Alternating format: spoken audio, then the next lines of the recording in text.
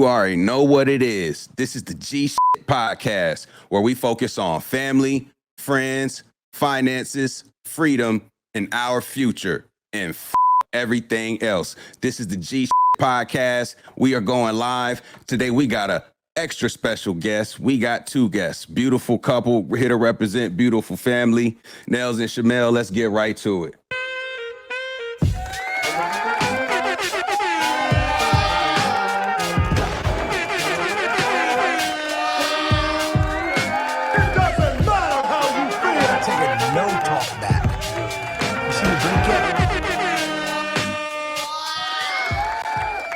Y'all know what it is. Let's bring them on in. This is the G Podcast. Welcome once again, Neils and Shamelle. Thank y'all for joining. What up? Pew, pew, pew, pew. What's going on?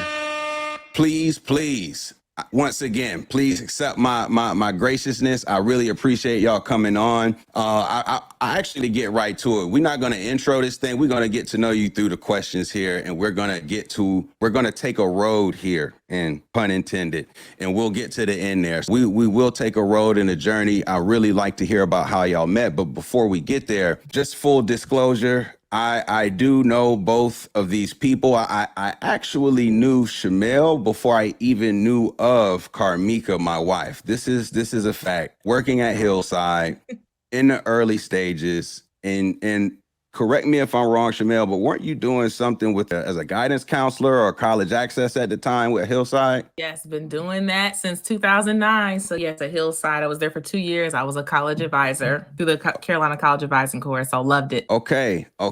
I know this couple. It's for me a cool episode because I think I've known the couple since it's been a couple from the outside, and I've seen it turn into this great family. So I want to start with Neils. All right. Alrighty, so get comfortable. Tell me, I know you're Ghanaian, but my question is, where were you born? I was born and raised in Alexandria, Virginia. Okay. And say, were you first generation American? How long had your people come here before you were born? Great question. I'm the first person in my immediate family born in America. Everybody else is from Accra, Ghana. So my parents came around. My dad came to the U.S. first. Then my mom came shortly after. And then they had me. And then I guess they were like, bet, I guess we're going to live in America forever now. Once they had me, my sister, who was born 5 years before, was in Ghana. She came down here, and we've been in America ever since. I'm pretty much... what I tell myself is I'm the reason that we have laid down and settled in the U.S. And why are you the reason? Because I was born left here without you, or you think like had you not been born there, is ready to go back home? I think everybody has a love and a feeling towards home, but I think with my birth, an assumption I'm making is they can establish a family here in the U.S. And make their own piece of Ghana here in America. Because I very much felt like I was raised Ghanaian. Like, yes, I lived in America. I've been living in America and everything, but I've had so many family members be here. I truly felt like I was raised by a village here. I think they just brought a piece of the country here and were able to settle in and make it home. That's dope. Is that DMV area like heavily concentrated with a lot of people from Ghana? I know, like, for example, I know Ethiopians heavy up there, for example. Heavy, yes. Yeah. Like, is that essential? Is that a centralized location for y'all here in the States? DMV, yeah, great question. The DMV, I would say, used to be Ghana number 2, Ghana Junior. There's a whole bunch of, not even just Ghana, West Africans in general, a whole bunch of Nigerians in the DMV as well, too. I would say now you'll probably find a lot more in Houston, but I would say the DMV still very much so got a strong population of West Africans here. Okay. Word up, man. Shout out to the motherland, man. Yes. Hey, man, shout out. Hey, my boy Hill watching, man. This Ethiopian, hey, man, I know I tend to my homies are first generation immigrants. I don't know what to tell you. My closest homies are all from either Ethiopia, Kenya. Those are the two mainstays for me. Look, we love you and you love us, man. That's what it is. But not your parents. They don't always love us back. But we'll get to that in a second. That is true. I don't want to say nothing. But you grew up Ghanaian. So how did you end up in North Carolina? Since the age of 4, I want to say, UNC has been like my favorite school. Like UNC got on my radar before even Michael Jordan. UNC got on my radar just from the basketball teams. All the teams that were like playing in the NCAA.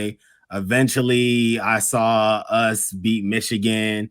And then eventually, my favorite players at the time, and this is all still before I found out Michael Jordan went to UNC, was Brendan Haywood and Joseph Forte. Like, that was my UNC team. And I was like, one day I'm going to go to that school. And it kind of just like stayed in the back of my head. And then later on, my dad moved to North Carolina. He started working at Elizabeth City State. He eventually started working at A&T. After high school, I wanted to live close to him. I knew I was going to go to school in North Carolina.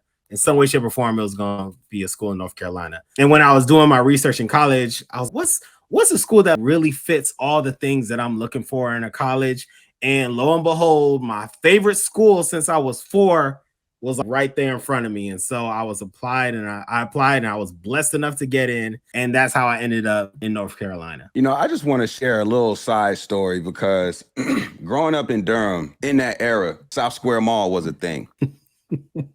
And you would run into UNC and Duke players at South Square Mall all the time back in those days. And not all UNC and Duke players are nice to locals. This is what I'll tell you. Not all of them are nice to locals. But Forte and Haywood are good people. I wasn't even a UNC fan, but Forte was cold. No question, he was cold. I went up and asked for his autograph and asked him, was he going to go pro? What are you doing next? And he was just talking to me, some kid. And Haywood was very much the same way, man. Just good people. And I give them credit for that because even I can't say that about all UNC players. I certainly can't say that about all Duke players either. I give respect to those who show respect to the locals around because they are monumental figures, especially when you grow up in the Triangle. Shout out to those gentlemen, man. I just got to say, I love the fact that we came on your show and got you in some way, shape, or form to speak well about UNC basketball. I'm just going to commend us. I don't have a little button, but go us.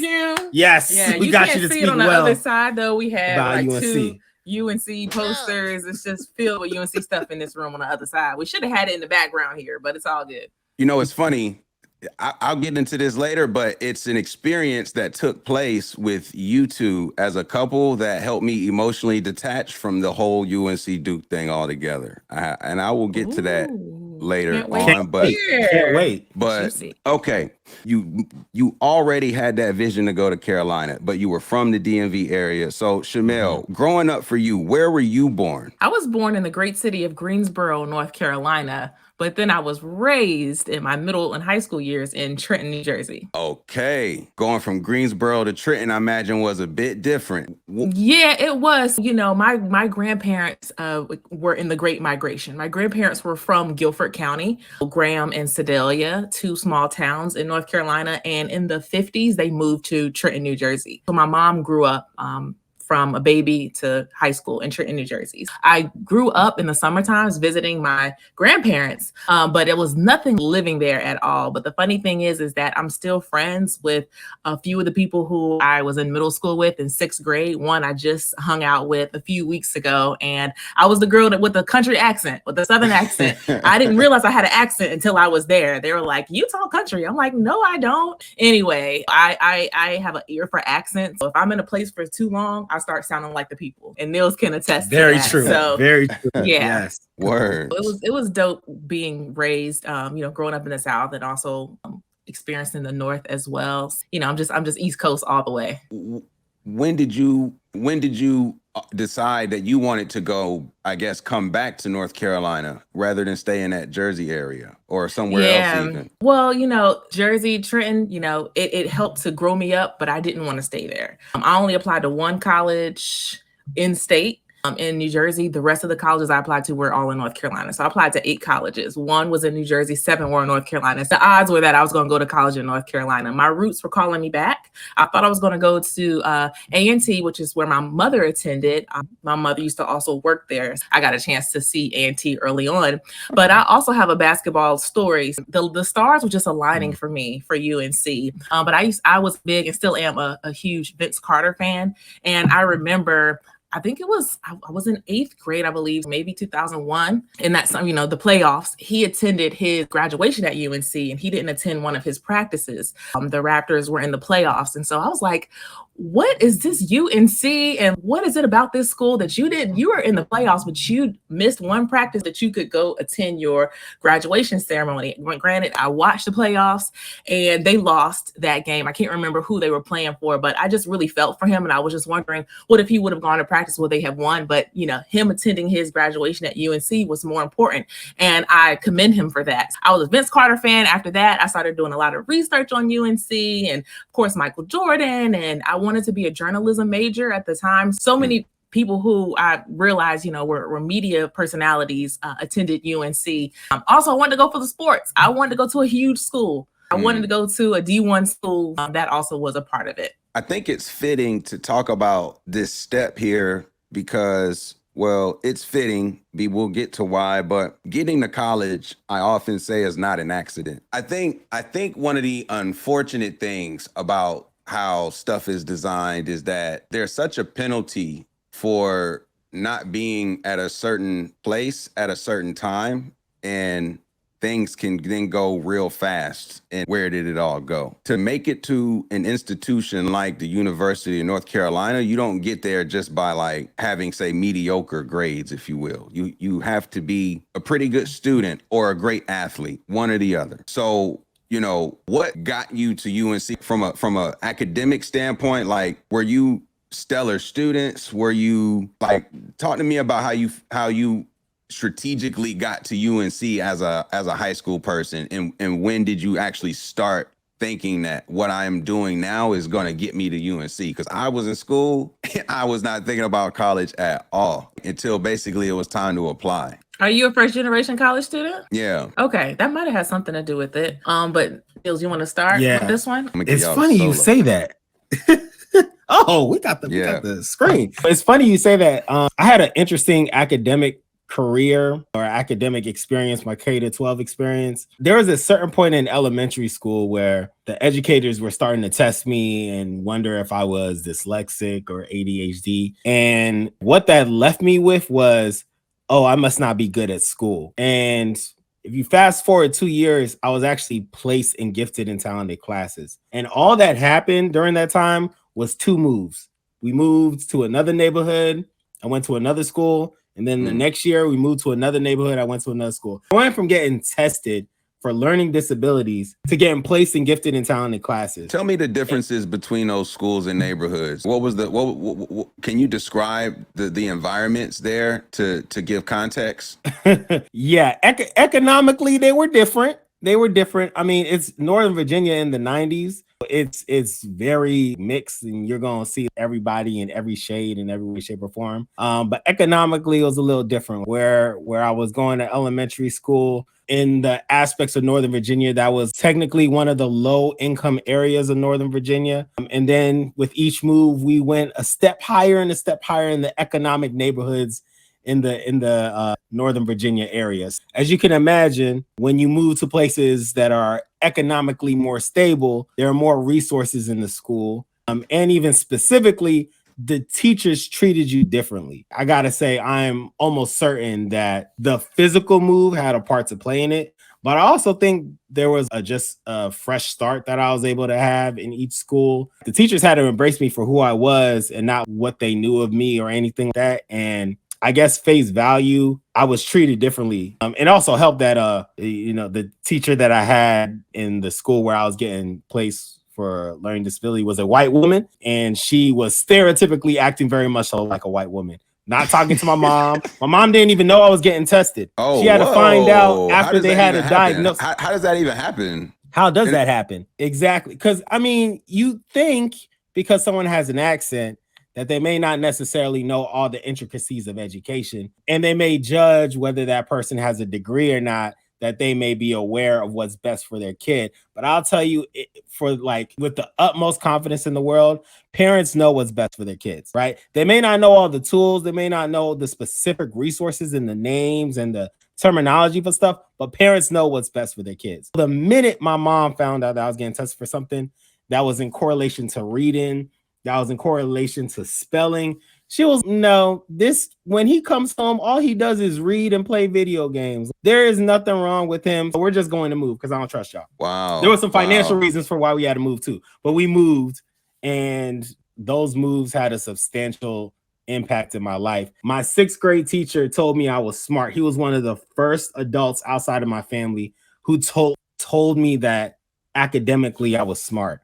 I think that specific statement is the reason I thought college was possible. Because I was like, I'm smart. What do smart people do? Smart people go to college. That placement that he said to me at the time is, I think, part of the reason I was like, oh, I can go to college. And so that led to attending college access programs, studying, so you doing did well in you tests did and all that. attend programs and did you seek those, or were you kind of put in those? A little bit of both. Some aspiring students in Fairfax County Public Schools, they had this program called the College Partnership Programs, and a counselor would nominate you to attend, but you have to choose to want to do it. And I didn't even ask my mom. I was like, I'm doing this. It said college in the title, and I'm smart, remember? I'm going to college. I was like, yes, I'm signing up for it. I just told my mom to sign something.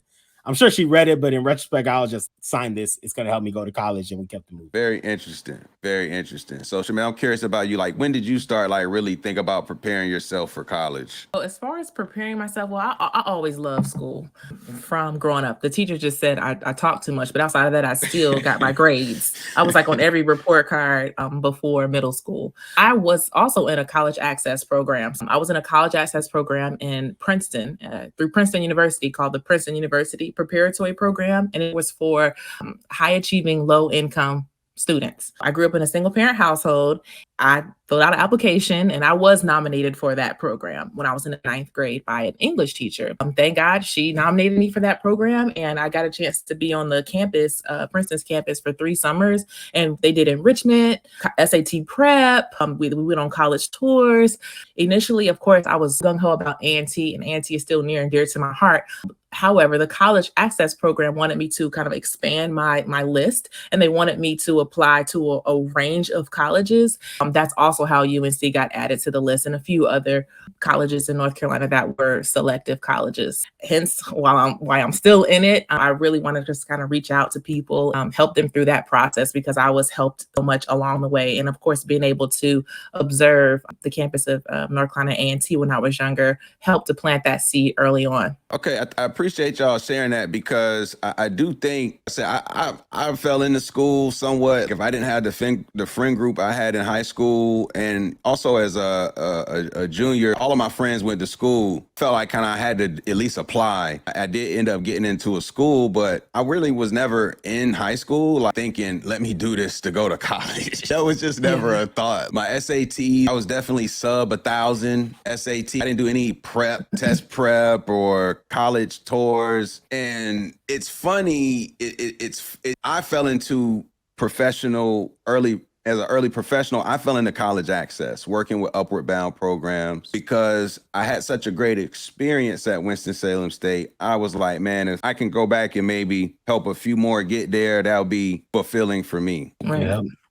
I think it's important to not just emphasize how it's an intent, but the prep that gets from one place to another. And the next generation behind us, they have to embrace, in my opinion, the accountability to still educate and learn about, how things work, because education is an expense, but so is expertise. And all this stuff is institutionalized, and it's passed down, and it's scientifically studied. And there's so many shortcuts when you start to climb the ladder. Oh, they're researching all types of stuff up here. Oh my goodness. And we be in school and we'll often be like, man, I'm never going to use this stuff. I fast forward to what you do in a day-to-day to make money. You're doing a lot of writing and communicating and speaking and it's very much what you learn in school. And the more you master those abilities intentionally early on, even if you don't go to school, learning those skills, treating that as a playground and sharpening your skills to prepare you for the next stage, the next generation, I encourage you to embrace that, because that is a key to your success. Even if it's not necessarily for college, you're going to use those skills to elevate yourself in some sort of a way. Absolutely. I appreciate y'all sharing the intent to prepare. If I could go back and tell my young self anything, it would be you should have took that a little bit more serious than what you took it at the time, because it has such an impact on those 20s, getting from 21 to 30. Which is so crucial. Well, could you see yourself there in that time in high school, let's say sophomore year, where you said you weren't really thinking about college, but could you see yourself on a campus? My older step siblings in the house went to school. I had seen campuses and was like, interesting. My junior year, I was dating a girl who was a senior, and she went to UNCG, visited there, and was like, oh, okay, this college thing is all right. Got a little dorm, you know what I'm saying? A little room, bed, Gotta have a little roommate too. Hey, that's it. Oh, we ain't even got to get into that, but yeah, it goes. Oh man, I know everybody with a roommate in undergrad got some kind of story, boy. But yeah, I don't see how we did it with a roommate. It's all good. What's this, a social experiment? Why? It is nuts. But I just never wanted it. I never pursued it as a priority. It was just never, school was never a priority, frankly, for me personally. I just didn't enjoy it, if I'm being honest. I didn't enjoy sitting there all day, and like I never made honor roll, but I was able to graduate with honors, for example. But I didn't. But it was, to your point, Nels, about change of environment. I think it's important to highlight too, because it was a meme going around about you put an oak tree in a small pot, then it's nothing wrong with the seed. It's just it's not the right environment for it to be a tree, so to speak. And for me, and that, oh man, so as a thing, because my professional experience was in the nonprofit realm, and then I've now made a career in the corporate realm, and it's a similar experience in that nonprofit realm. It has things that I would like to discuss more later in the pod that I feel just make the good-heartedness of it just like similar to the public school system. It's hard to get good teachers because it's just hard to get compensated for what it takes and the time and the energy. And all that it takes from you. I have a lot of love and respect for individuals like yourselves who actually dedicate careers to it, because I couldn't dedicate it to it for other reasons. I get it. But I also, when you're at UNC, when did you first know of each other? Like, who knew of each other first? Were you stalking on the socials? Because this is like early Facebook. Yes. And can I, before I answer, G, can I just add real quick? Yes, there was a thought of college and all the helpful things college does for your career, but college is fun. You know what I'm saying? Yes. Like, college is like, those are like some of the best years of my life, right? And the friends that I made at college are still some of my closest friends. And if it wasn't for UNC, I wouldn't have met Shamelle. College is fun. And I think it's one of the safest ways to grow up and mature between those late teen, early 20 times, because there's a lot of stuff you're still processing and developing, and you need to experience and explore. It's kind of dangerous to do that in the real world, but in college, it's like a bubble where you could just fail if you right. You could just kind of stretch your legs. It is a unique environment for sure. That in between of I'm grown, but I don't have to be an adult. It is definitely the perfect balance of that for a young person. The story of how we met. We went to UNC, and as you know, UNC is a predominantly white institution, which means that all the black folks knew each other because there weren't that many of us.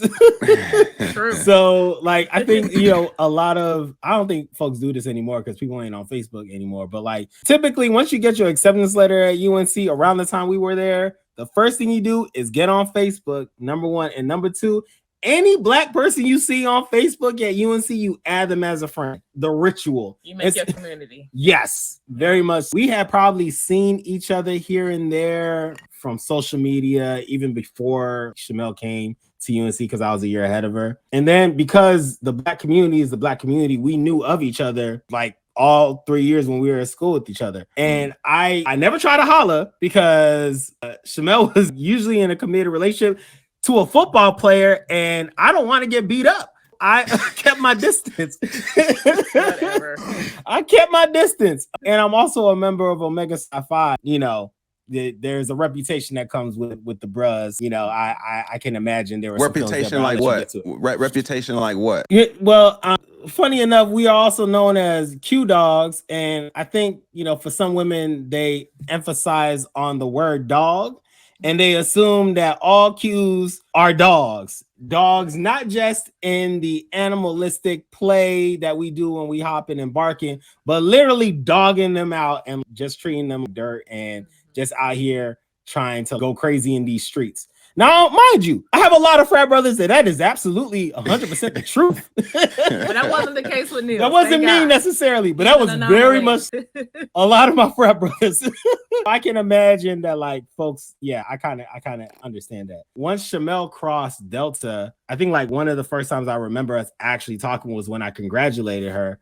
There's a special connection between Delta Sigma Theta and Omega Psi Phi. There was already just a connection that, you know, I would have with her for us being in those organizations. That's the story of like our interactions at UNC. And then like we like connected several years later in DC, but I'll stop there. Right. Okay. So, Shamelle, I got to get your side of this. Yeah. So my side, yes. When I was a senior, I had already gotten accepted to UNC. Just Neils said, I was scrolling through everybody and I saw Neils and I said, what an interesting guy. What an interesting name. And I saw that he was married to another student at UNC. So I said, very interesting. I was like, is he married at a young age at 18? I just found that very curious. I was like, or is he joking? But there was no way for me to know because I didn't meet him at the time. I think I was still in high school, but it was in the spring. So I was still just looking at people on Facebook. So he crossed, and yes, he's correct about the negative stereotype with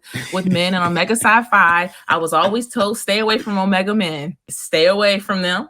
Just keep it moving. Yes, I was in another relationship. I was, wasn't looking anyway, but he seemed like a really popular guy on campus. Like everybody knew him. He just seemed like a fun loving, good guy. And he is that. He is an anomaly. He doesn't fit the stereotype. Anyway, years later, I went to grad school in DC at GW, and I'm so glad that I went there because I actually didn't get into my first choice, UVA. Thank God I was getting steered to GW. Neils was working in DC at the time. We went to a bar where a lot of UNC people go and watch the game. UNC alum watch games. We were watching, I think it was a basketball game. Over a few times, we just connected. We were both in education. I thought he was really cool. He invited me to some parties. I invited him to something. The rest is history. We kept hanging out. We sent each other emails and just getting to know each other better. And we went to the inaugural ball with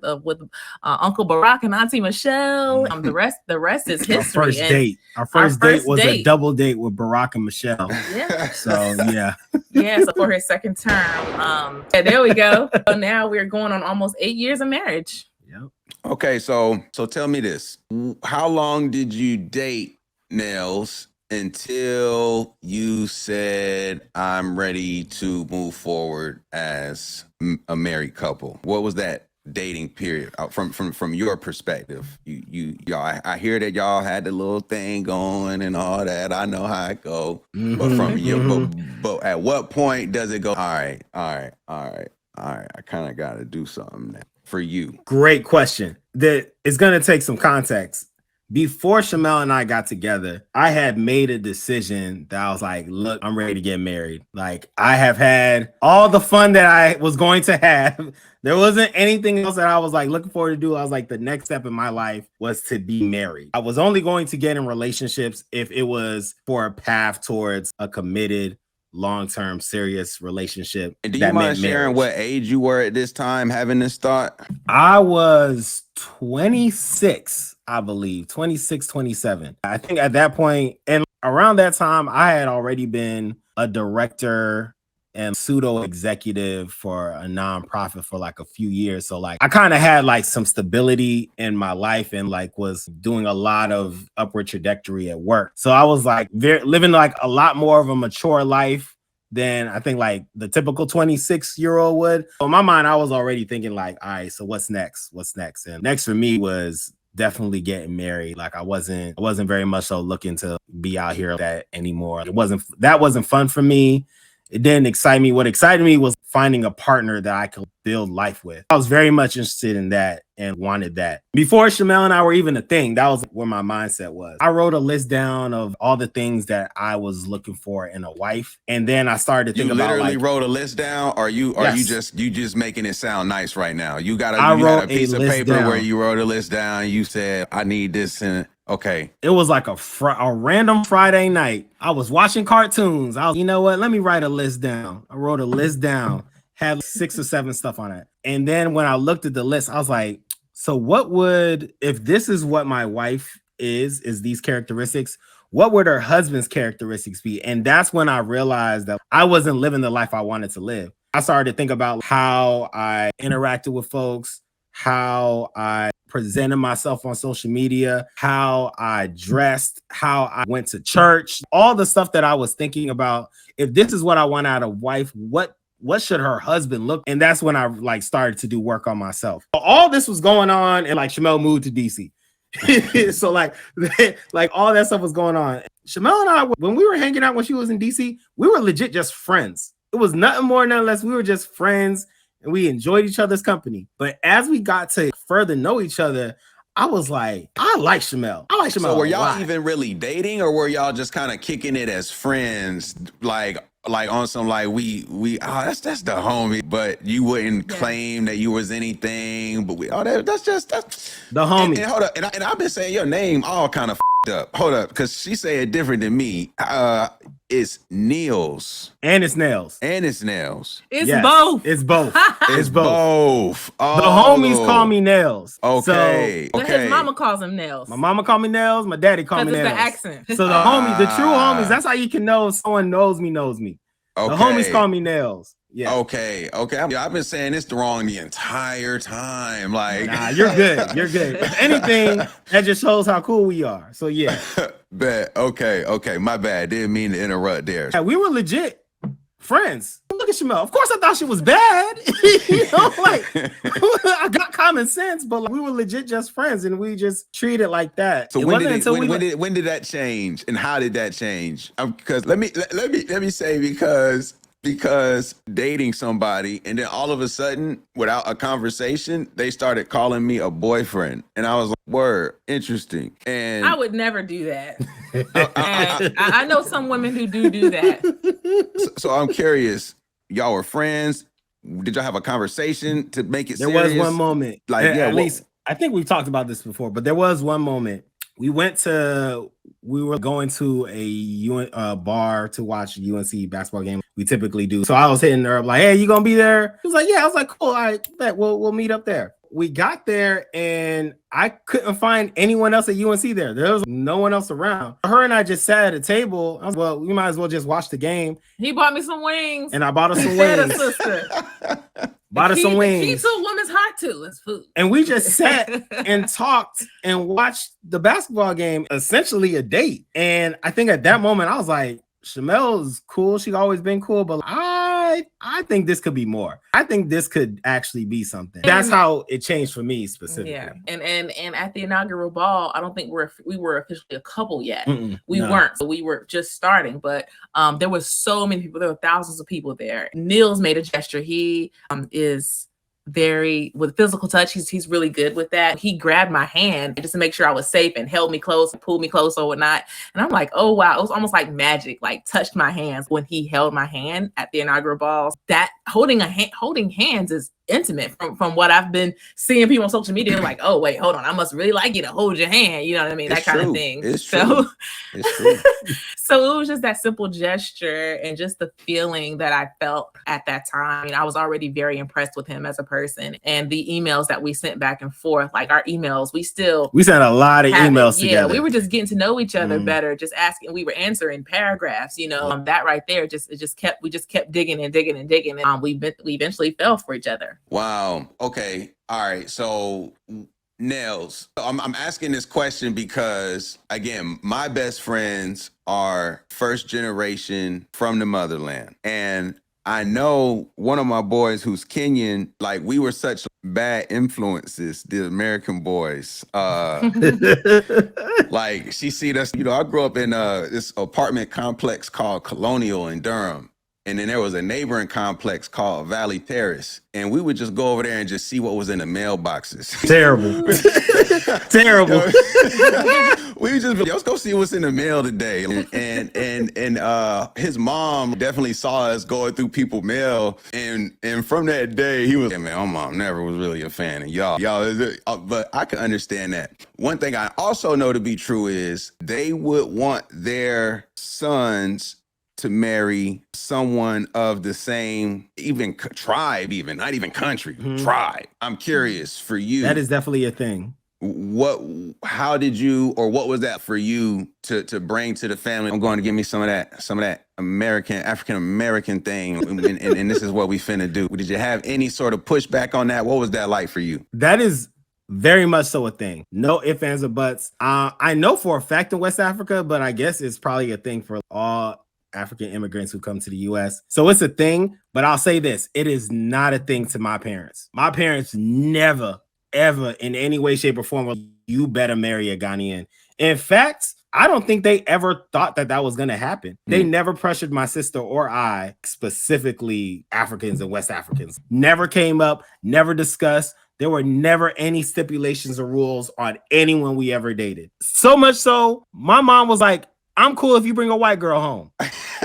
That's how liberal they were with, like, my mom never said that, boy. You know what I'm saying? And my mom is old school West African. She was like, I'm cool with whoever you bring home. They really cared about like the characteristics of the women. They wanted to know that they were good people and that they cared about me and they were going to take care of me, and vice versa. When they met Shamelle, I kid you not, they loved her more than they loved me.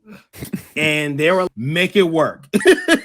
Like after they met her, they were like, you better make it work because she's the one. She's the one. And they saw her aura and they were just like so impressed with her. And it's not that difficult. Shamel's an amazing human being, but they saw it and she is a catch. You would be foolish to not marry her. You better do everything you can to make sure she is the one. It was, I know that's definitely a thing for West Africans, but my parents never really gave me that kind of pressure. Okay, so Shamelle, conversely, I also know as a Black American, when you go outside the culture, is you bringing these cows and goats to the house now? Or what is we finna do here? Do I got to wear that kente cloth too? Or what? Did you have any of that sort of pushback on your end? And how was that letting your people know that you were going, say, outside of the Black American tribe elsewhere? I grew up in Trenton. I grew up with a lot of diverse folks, right? So some of my friends, just you, G,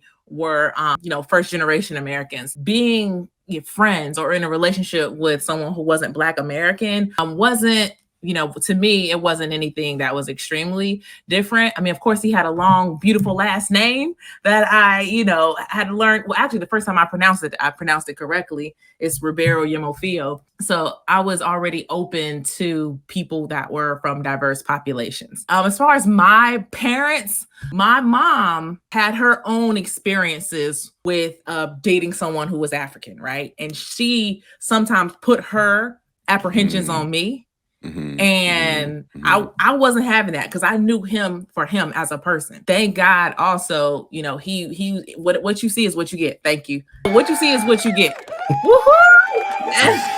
Only y'all can hear the pop cult parent was just playing. Anyway, and he had a lot of my friends were cheerleaders for Neils. My mom was just a little apprehensive based off of her own experiences. The good thing about Neils, amazing thing, is that he was consistent. He was always respectful. He was always, gracious. He gave my mom flowers. He did things. It was almost like he had a dowry. The dowry is like the I don't know how you would pronounce. I don't know how you would say it. Like continually being respectful, being consistent. A debt must be paid. Debt must be paid. I do believe in that. I talk about the fact about a dowry, or, that's why I said, people sort of turn their nose up. I would never spend money on a ring, but it's not really the fact that you're spending money on a ring. Every culture, we're coming together. Like everybody's coming with something to the table. There's a debt to be paid here. And in my opinion, as a man, when you are ready to quote unquote marry a woman and you don't want to make, say, financial sacrifices along the way to demonstrate this is something I'm willing to literally invest in for the future, it's an investment.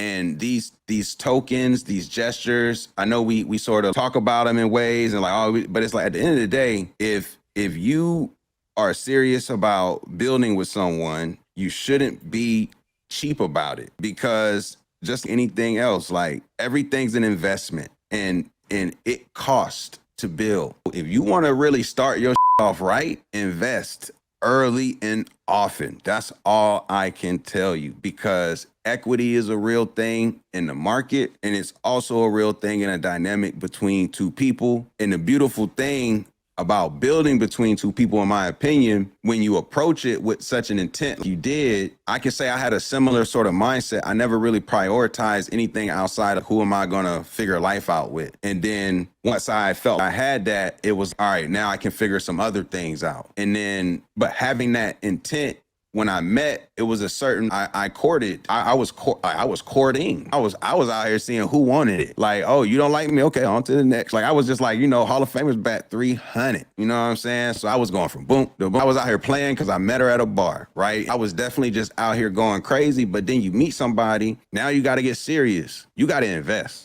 And it's not just monetary, it's time, it's emotional, it's vulnerability. And the fact that it seems like y'all were able to do that somewhat with you having that intent and meeting and building in that time period. I just want to highlight the importance of mindset throughout this whole thing. It's about knowing what you're doing, putting the intent behind it. And that's literally manifestation when you think about it, because everything starts here first, and then you put the work in. And that is no different when it comes to marriages as well. Right.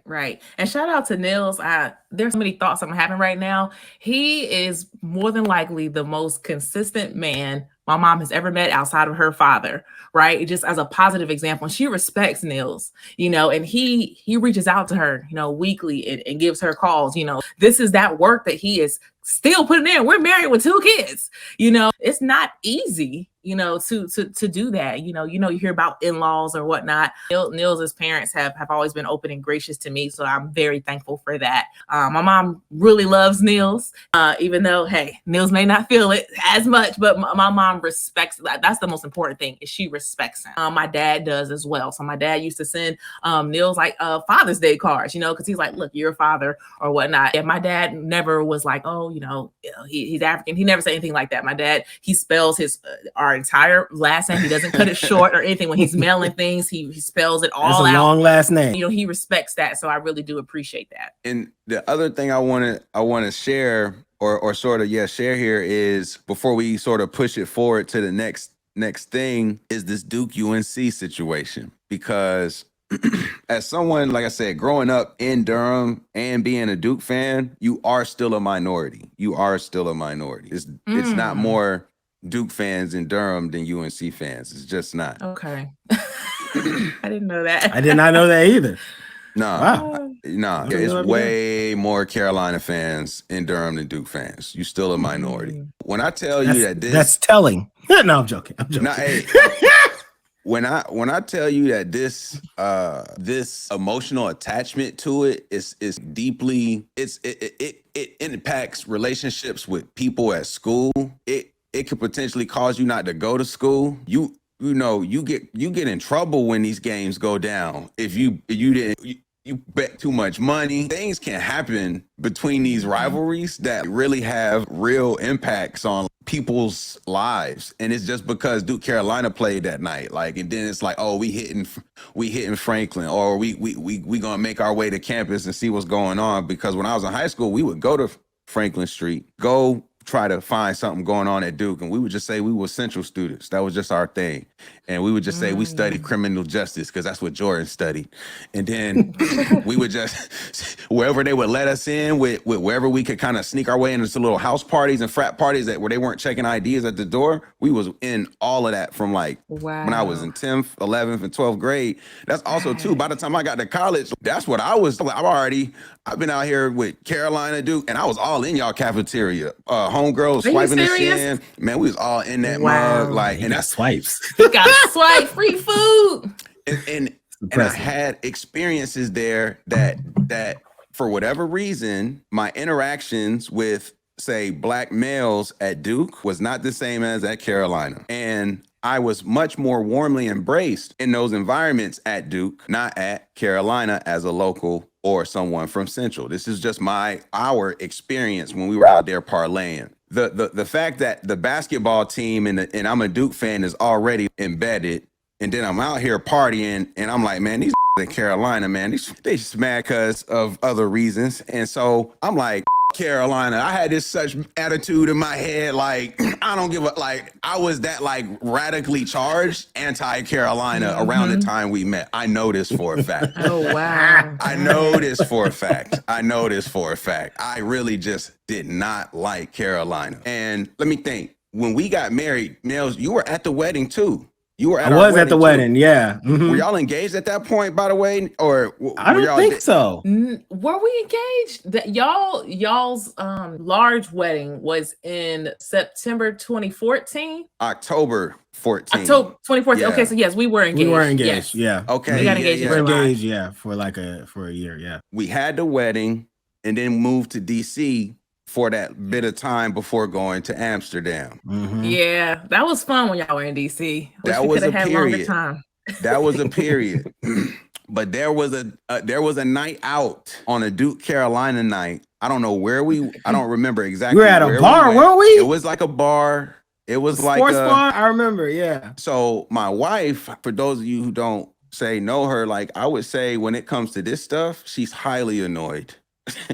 Highly annoyed. When we're at this game, I'm charged up because I do remember being charged up because Duke was down early, and I do think they went home with the victory that night because I was extra charged up. And I think even like we may have even kind of separated, like this is tripping, maybe. I don't know. I don't remember exactly about how it ended, right? But I think I was definitely on my like, I don't give a tonight. We are getting ignorant. Do y'all remember it that way, or am I tripping? You tell me. Or do you even have recollection of this night? I remember the night, but I don't remember being like, G has issues. I remember being like, G's a Duke fan. Like, he a legit Duke fan. I need to keep this in mind. Anytime we play Duke and beat them, like my mind's gonna come back to the moment and be like, yeah, I wonder how he's feeling right now. Right. So yeah, you want to twist that knife. And just so you know, G, that is how all UNC fans feel. We don't really, we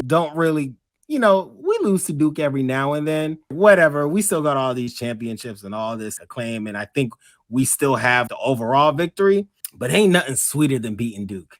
Ain't nothing sweeter. I've been chasing that high for years, brother. Ain't nothing sweeter than beating Duke. Oh my gosh. And just cause y'all hate it. Y'all hate it so much, and we love it. I mean, when y'all beat us, we're like, that sucks. We'll get them next time. We'll get them next time. Forever you're describing this perfectly, yo. This is But when we beat exactly why I do. y'all, This is exactly why I do goodness. not like Carolina fans. You're describing exactly why I do not like Carolina fans. Okay, hold on. So I went back home that night, and my wife was not happy, and I was like, man, like this Duke Carolina game getting away with me getting some draws, man. This is some bullshit. Like this is not worth it. I'm not about to be, matter of fact, I don't even need to watch the game if it's going to be like this. Like I can't even charge up. So, but then I also we moved to the Europe. You're 6 hours ahead. You can't see stuff. I was a huge Cowboys fan. I was a huge Duke fan, like die hard growing up. Knew everything about every Cowboy roster, every Duke recruit. I was in looking at the sophomores in high school that committed. Like I knew everything about everything, those two things. And I completely, part of my time in Amsterdam just made me realize I need to detach from certain things emotionally and not let that dictate how I even spend my time. I was committing too much energy to these things that just wasn't giving me anything back ultimately. I had to just highlight that because it started kind of with that night when it was, okay, look, this rivalry is now getting in between me and my wife, and that's not good for anything. What am I really doing here? Like, am I still gonna act like the little silly growing up in Durham, or is it time to go to the next thing here and not treat it you had to treat it growing up per se, you know? Yeah, that was an awakening moment for you. And It was. And G, I gotta say, I had a similar approach. Back in the day, I hated Duke everything. And Duke in every way, shape, or form. The school, the stones at the school, like literally everything Duke related. And then like two things happened. One, you broke down to me the importance of Duke in the ecosystem of Durham and like how like financially Duke like feeds into just some of the economic substance of Durham. And it made me appreciate Duke this much more. But then the other part was my dad hospitalized at Duke Hospital. And I kid you not, they saved his life. World class. Yeah. They saved his life. It's if it wasn't for City the of folks who Medicine. work at Duke Hospital, I don't know if my dad would be here. And so like that, I was like, I cannot hate Duke as an institution.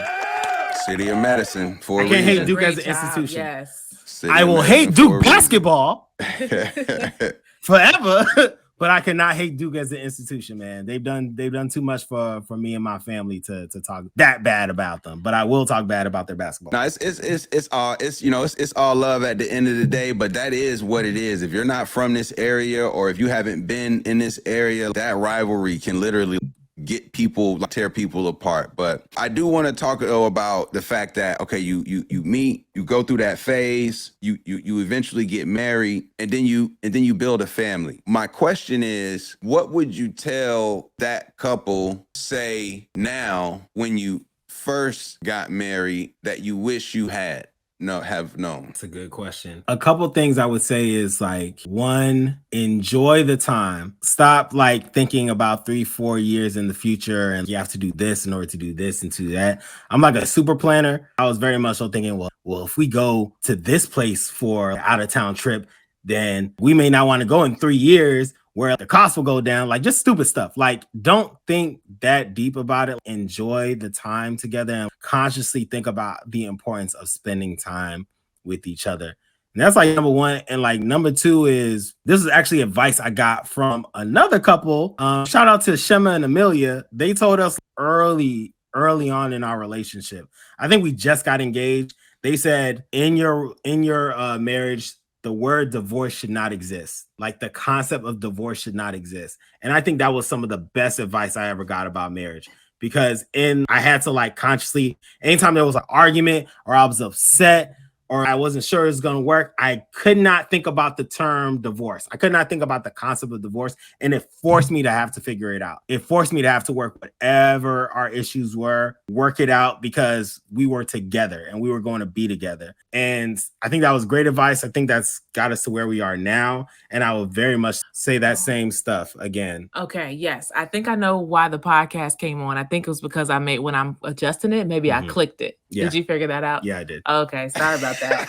That was all me. That was all me because I clicked that last time. Woo, child, because the podcast came back on. But yeah, that was some good advice. Yes, I agree with Neils. Just slow down, just spend time together. You don't always have to think about the next thing. Like, okay, kids, and then I'm going to get this next job and then this next house. I think we're in that capitalistic society and we're always trying to, do what's next, but we need to appreciate the present moment and just kind of mastering that for a few years. I would say just live more in the present longer.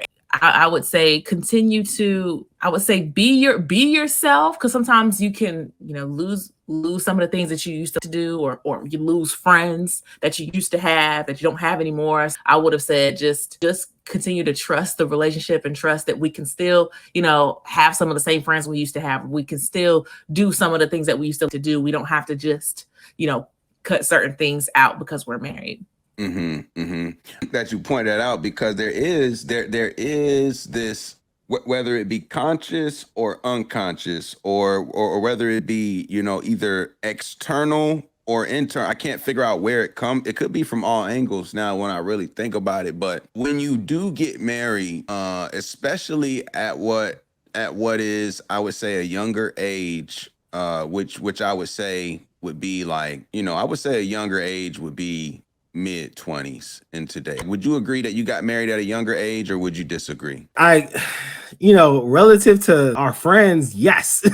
Yes, for sure. But, I think mentally and maturity wise, I think we got married like right on time, like at a normal time. But compared to most of the folks in our networking community, I would say we were on the younger side. Okay. And I think I was also on the younger side as well. Y'all were before us, so yes. Correct. Little whippersnappers.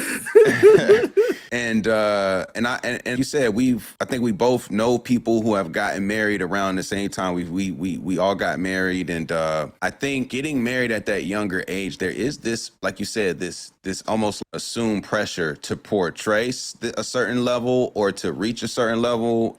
I can't quite explain what it is, but like you said, it's like, now that I'm married, I gotta look the way the married people look, or I gotta act the way the married people act, versus just being who you are. And I think it is often to the detriment of the relationship, which is why I think people often put a bad label on marriage, because they change themselves when they get married. Not that they have to, but they do. And then they blame marriage for the fact that they can't be themselves. And I don't think that's a fair finger to point at marriage, because you couldn't figure out how to be yourself within that relationship. Absolutely.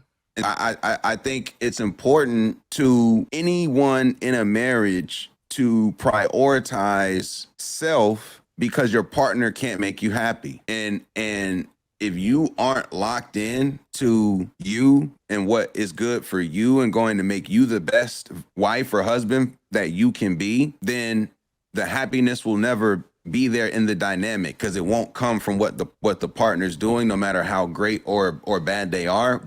Your happiness or sadness won't be because of who they are. You see what I'm saying? You got to carry yourself at all times. And I appreciate you saying that. And I asked that question because I've been married for, this will be 10 years this year in September. And Ooh, do the little audience clap for you too.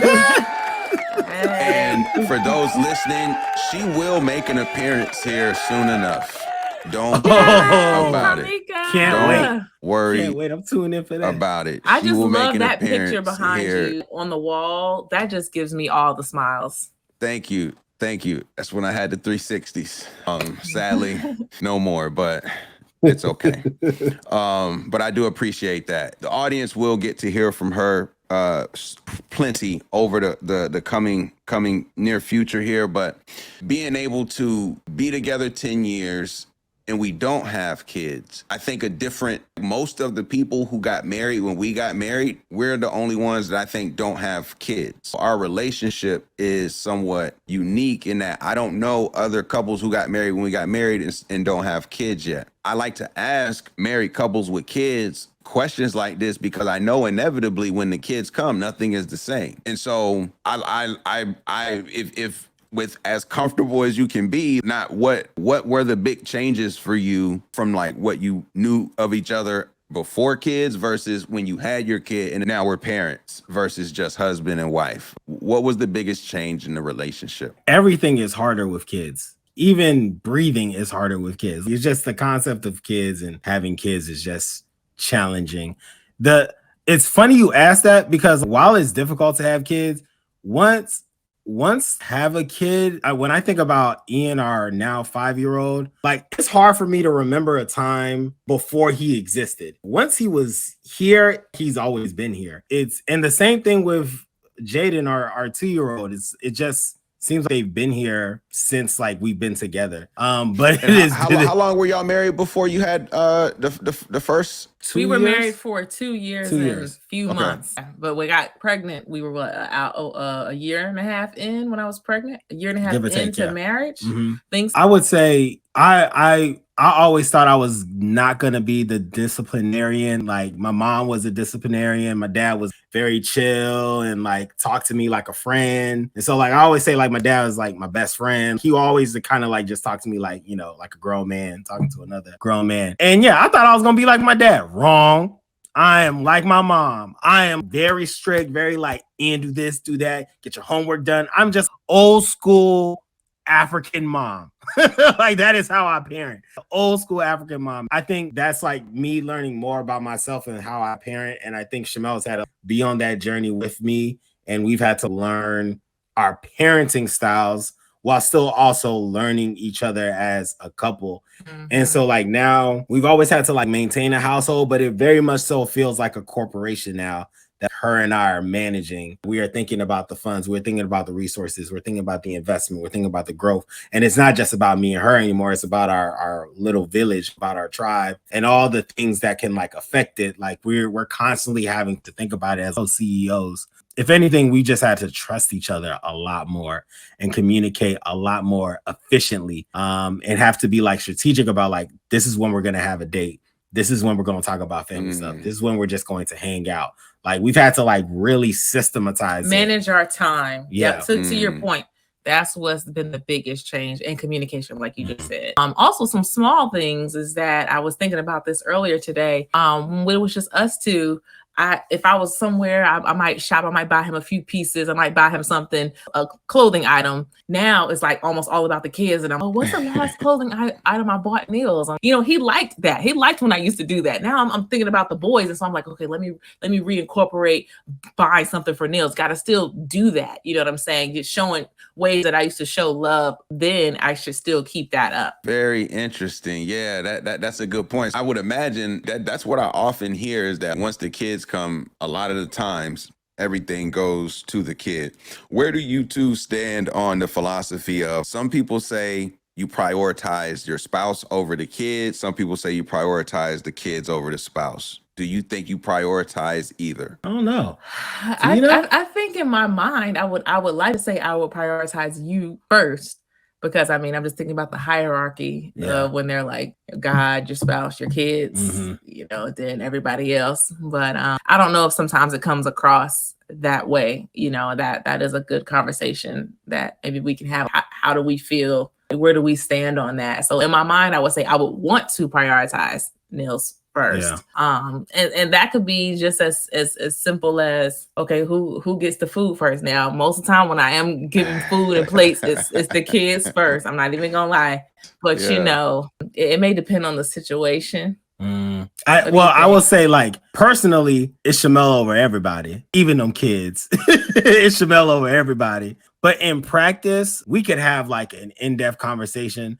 But if one of the boys comes up and is saying something, or one of the boys is acting up, all my attention is directed back to them to be, hey, do what you're supposed to do. I think in practice, it might look a little different, but like mentally, like how I feel and I'm thinking, it is Shamelle over everybody. So yeah, I think it's a great kind of thought, because I don't know I don't think there's a right or wrong, and you know, nothing's always 100% always. You know, it's everything is sort of contextual, but I do sort of from a prioritization standpoint, like wonder with that, how do you sort of balance making sure that not only you give, obviously kids deserve and require a certain level of attention and care, but so does your marriage.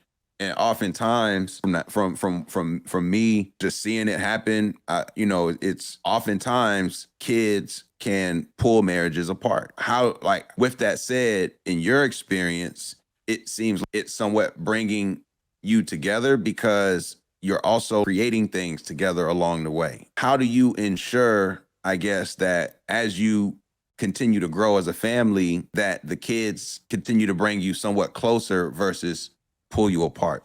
Well, I'll say it's us versus them. that's Like, true. this is my road dog. Yo, Sure. we can't survive out here without each other. Them kids will drive us crazy. Yeah. I need her. So it's Same. like it's us versus them. And sometimes they're winning. We gotta have each other's back. I would say if anything, that's what's getting us even closer. Is we got two whippersnappers who are just plotting on how to take us down. So that's one. But the two, and this is like on a more serious note, the way our kids are built, they need two parents, right? It's just like how they talk, how they interact. They don't act folks that like could survive in a one-parent household or have like They would mixed drive kind of that families. parent crazy if it was two kids to one parent. Yes, that's why we are two and done. They need a lot of attention. You know, I don't know if it's the world we're living in, just their personality. I commend the single parents. I don't want to be one, and I know it's hard. You know, I've seen that with my mom growing up. What do? We work on projects and things together. I know we'll talk about the book in a few minutes, but working on projects together is something that we can find joy in doing, and investing in a babysitter, you know, investing in some things that we can have a date, you know, Fridays, you know, it's date night, but it's really in the house. It's not, we're going out every Friday, but we do have that allotted time. There's also an app called the Paired app, and we answer questions every single day. The app comes up with questions, and some of the questions can be, oh wow, this is kind of a deep question. Let me really think about this. Yeah. A little uncomfortable for me to answer this question, but you know, the Paired app, it just comes up with the question. It's objective, so it keeps the conversation going. It keeps the communication open. You mentioned the app. Like, what were some of the first sort of projects that you experienced as a couple? And yeah, what were some of those first sort of projects that you worked as, you know, creatives together to try and build? Yeah, I would say like the first one was buying a house together. We really need to lean on each other. Shamelle actually found the house. Any house that we've lived in, Shamelle has found that house. We've had to like work with realtors. We had to share all the financial stuff, all the stuff, intricacies, and getting a house together really was our first time like working with each other. I'll also say setting up my LLC. Shamelle did a lot of the stuff to help set up my LLC and start the business. And she was supporting with the social media. She quit her job as my social media manager. Whatever, neither here nor there. For another day.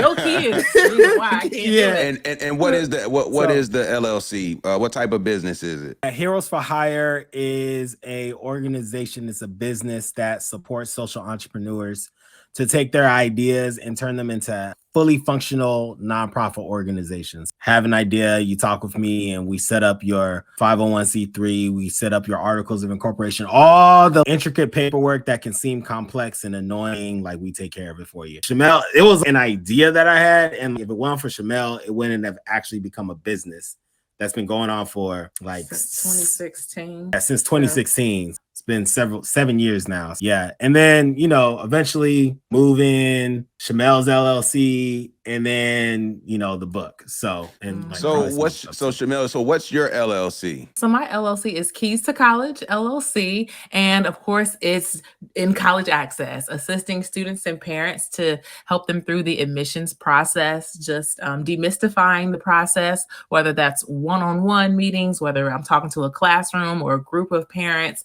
I love being able to just break down the process of college admissions. I've been doing that for a long time, even when I was in high school. I just thought that, hey, might as well make a business out of it because it's my passion. You have the entrepreneurial sort of mindset there. Where did that come from for you to say, hey, that idea, let's turn it into a LLC? Okay, now I got this. Where did you get that from, in your opinion? I can go. I wish I would have had that entrepreneurial spirit a little earlier. Of course, you know, you always got the old head. You need a business, you know, you need to have this and have that, because they knew that they wish they would have a little bit earlier. I just wasn't ready to receive it. But I would say two things. One is I grew up going to motivational talks. Mr. Dudley, he owns Dudley Hair Care Products. My mother used to take me to, well, she was going for herself, but I was coming along with her every Thursday. You know, he's an entrepreneur. He's always talking about business and things of that nature. Some things I caught on, some things I was just playing with my toys, but some of the things did seep in. And then also what made me want to just go ahead and go for it was I was listening to this book, audiobook called Outliers by Malcolm Gladwell. And one of the things that he says is after you've been doing something for 10 years, you are an expert. At that point of me starting Keys to College, I had been in college access for 10 years. It felt like I had the confidence, and the knowledge and experience to be able to share that.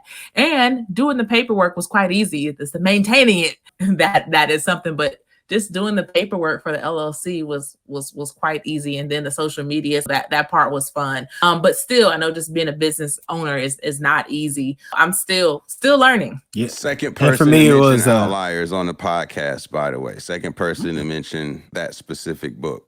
Just had I to read that book. Good book. And I was just gonna say I took my minor at UNC was entrepreneurship, and that's pretty much what like started the bug and have me having we call it hustling, but entrepreneurship is the colloquial way to like say just like our mindset. I appreciate you sharing that. I appreciate you sharing everything because life is a journey and it is definitely a road that you don't necessarily know where the next turn is even coming, but you just have to be ready to embrace what is in front of you.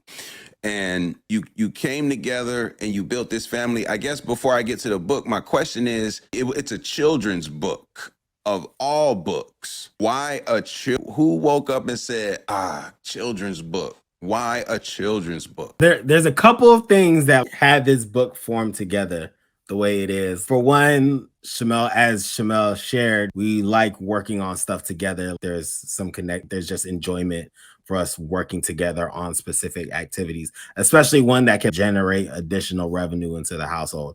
Even aside from that, we love books. We got a whole bunch of books in this house, a whole bunch. I read a lot as a kid. I'm sure Shamelle did as well. And we have a lot of books. We read to our kids all the time. They have an abundant amount of books. But one thing we noticed was as we were reading books to our kids, it wasn't really a book on getting to college, on the path to go to college. There was books about college is great and there, stuff like that. But there weren't really books about the journey to get to college. And Shamelle will say this better than me because she kind of just shared, I'm good at college access. She is the GOAT when it comes to college access. And there's nobody, she knows she is a guru. She is the greatest of all time when it comes to college access. Get away from the camera. She is amazing when it comes down to it. Like for that to be something that when we got someone in the house who is a master at this specific skill and we don't have a way to engage with folks about it, it's kind of weird. It's important in college access to get started as early as possible. We wanted to get our kids excited about college and the concept of college, but we didn't really have something for them to read, and specifically one that featured characters that looked like them. Like we couldn't see it. And the way that we're built, if we don't have it, if it doesn't exist, I guess that means we're supposed to make it. That's part of the origin story, but right. I'll turn it over to you. Yeah, I also wanted to expand on what you were saying about children need to know earlier, because I mostly work with juniors and seniors, and the parents are clueless, even if the student is a third generation college student, because the college process has changed so much. I think there will be a little bit more consistency, hopefully over the next 10 years or so. Hopefully, the book will age very well. There are certain things that we were intentional about. Oh, you got volume 2, 3, 4, and 5 on the way. Yeah, I know, right? Exactly. There you go. In my high school, a few people saw the book and they were like, oh, these high school students need to read the book. I actually have it in my hand right now. This will be great for high school students too. It's really good for all ages. And like Neil said earlier, college was fun. This was a great project for us, and it was an work of art when we worked with our illustrator, and we just brought our ideas to life. In addition, being in the DMV, there are so many entrepreneurs. It's just an energy in the area, and it just makes me feel it is attainable. Like doing certain projects are attainable. And when you see other children's book authors or just other authors in general, you say, well, okay, what are the next steps? step? We did the research. What are the next steps? That was our project that we are proud of. So how long does it take to come from the somebody has to get credit for the initial idea we should write a book? Who gets that? Who gets the initial light bulb? Oh yeah, that's all. That's Shamelle. Well, I 100%. did initially come up with the idea, and Neil supported it. It was definitely a team effort. Okay, from initial idea to actually not even the finished product, having a draft. How long does that take? How long did it take for you, rather? Well, to finish from start to finish, it was 2 years. It was 2 years, yeah. Yes, so that's because we might work on it, and then we stop working on it, then we work on it, and we just had to, just pull the trigger, just keep going. Of course, the draft was in Google Drive. We both were looking at it and editing it.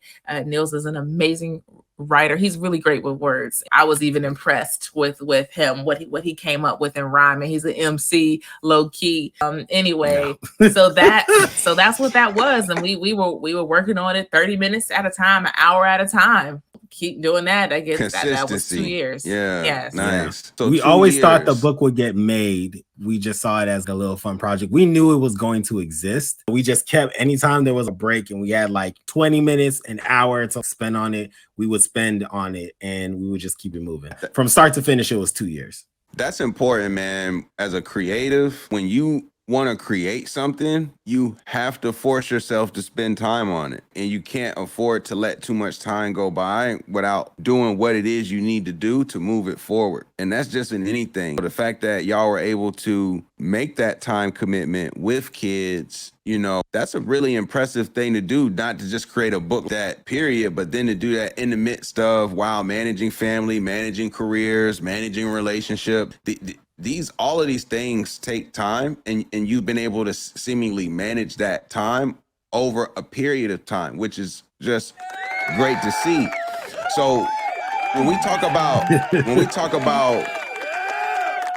the book, can you put it in the camera for the people to see one good time? And we got the link in the description as well. C is for college, ABC.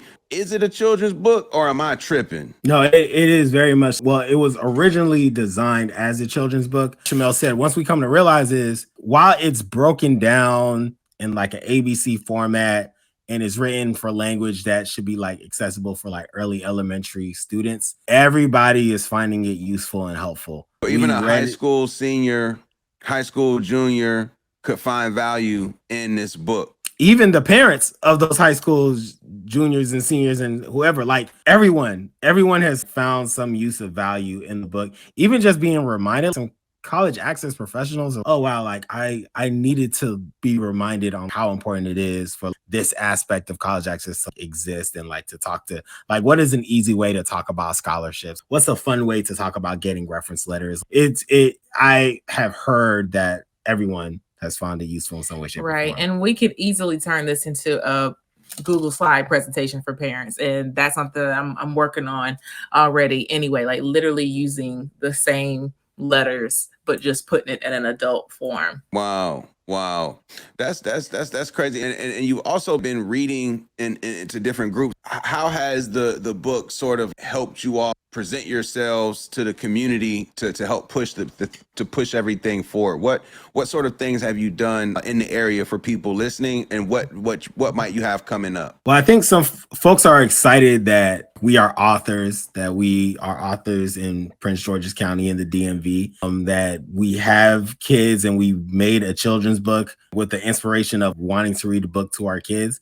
A lot of folks are wanting to hear about our creative experience. How did we become authors? What was the process? And yeah, so it's been a lot of reading. It's been a lot of becoming an author. You know what I'm saying? We got 9 to 5 jobs, but when this book came out, we now have a new title in our career, which is being an author, and all that comes with it. Going to a book fair and presenting the book and talking to other fellow authors, an interesting experience on expanding an aspect of our career that didn't exist until this book came out. Yeah, exactly. We have another community of children's book authors, and then if you break it down even further, Black children's book authors. What we have coming up next is we will also be on a IG live tomorrow for this for Black children's books. We've been able to go to elementary schools, whether it's virtual or in person, and just having fun. This is really fun for us to do something outside of our job. Sometimes we do have to take off of work. And fortunately for me, my job really embraces that. They are excited that someone at their school is, versed in, elementary education, being a children's book author. So I do appreciate that support. And I just really enjoy the community and just meeting more people along the way. Wow. Shout out. So if you're listening, we got a link in the description to take you to where you can learn more and purchase the book. And like you said, it's not just for little young kids, high school kids, parents who have kids who are thinking about school. You would recommend this book. If there's one thing, not to say if there's one thing, I don't want you to give away what's within the book, but something from there that you could say, we hope that readers walk away understanding X. What would that X be as a hopeful takeaway for you? Dude, I got one, and then you can jump in. Start thinking about college now. It is never too early to start thinking about the concept of going to college.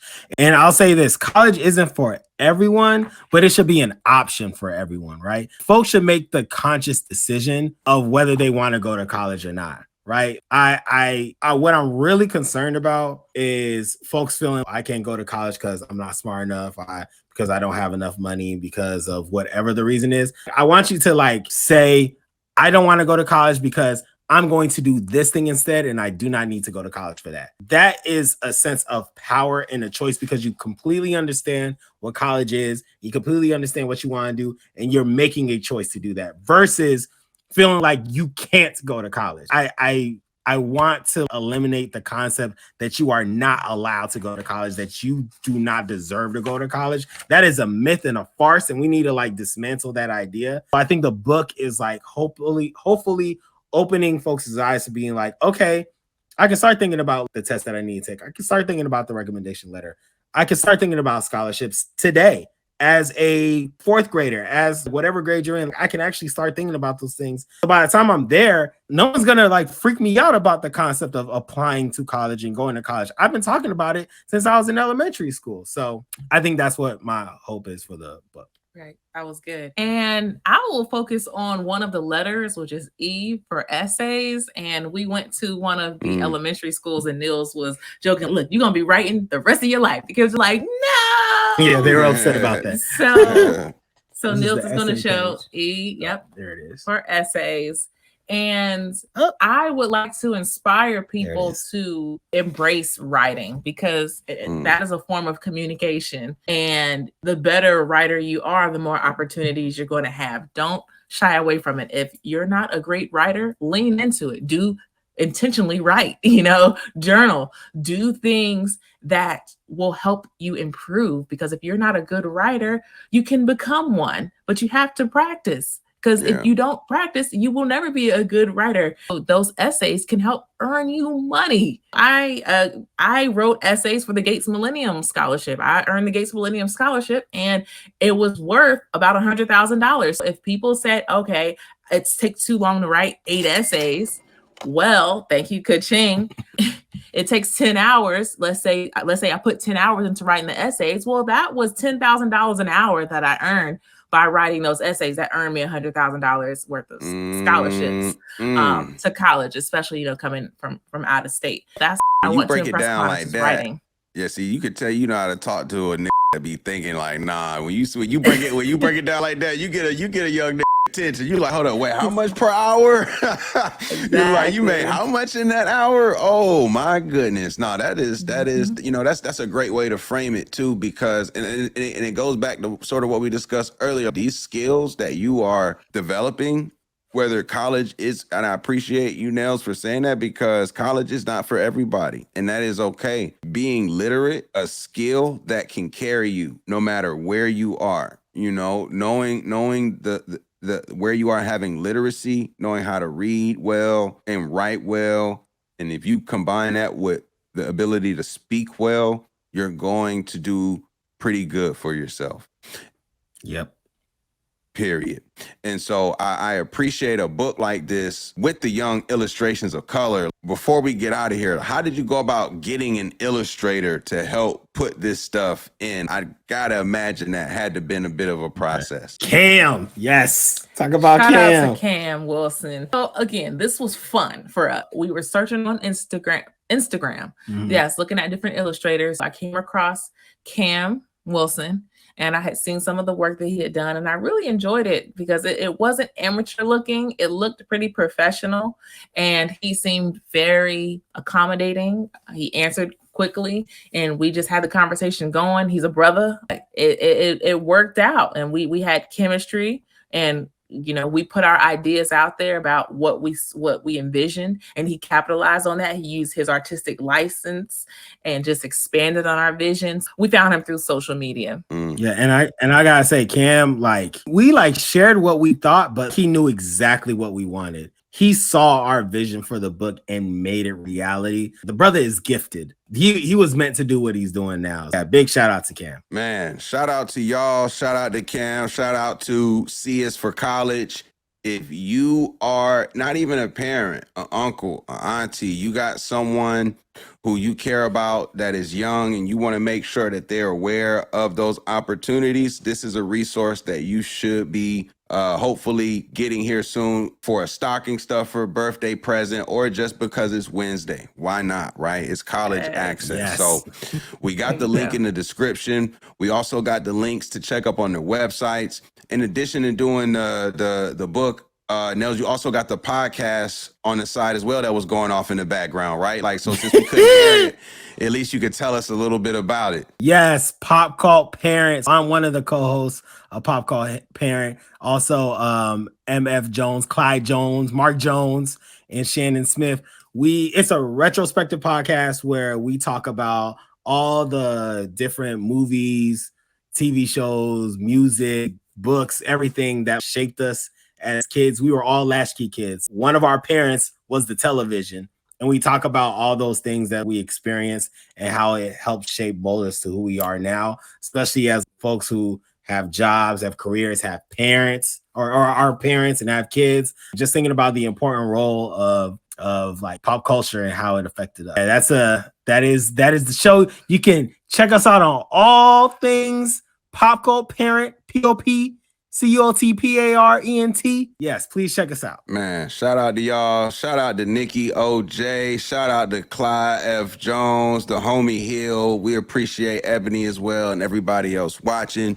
This is the G Podcast, where we focus on family, friends, finances, freedom, and our future, and everything else. This is the G Podcast. Before I hit the outro music, is there any last words that y'all would like to share with the audience before we get out of here? Thank you for having us, G. Thank you, everybody who tuned in.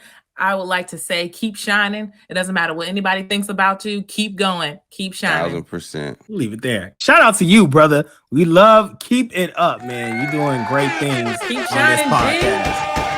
I appreciate y'all for those kind words. I appreciate y'all listeners for listening. This is the G Podcast. Ha. Looks like you got off course there. It doesn't matter how you feel. I'm not taking no talk back. You see me blink yet? Just fine.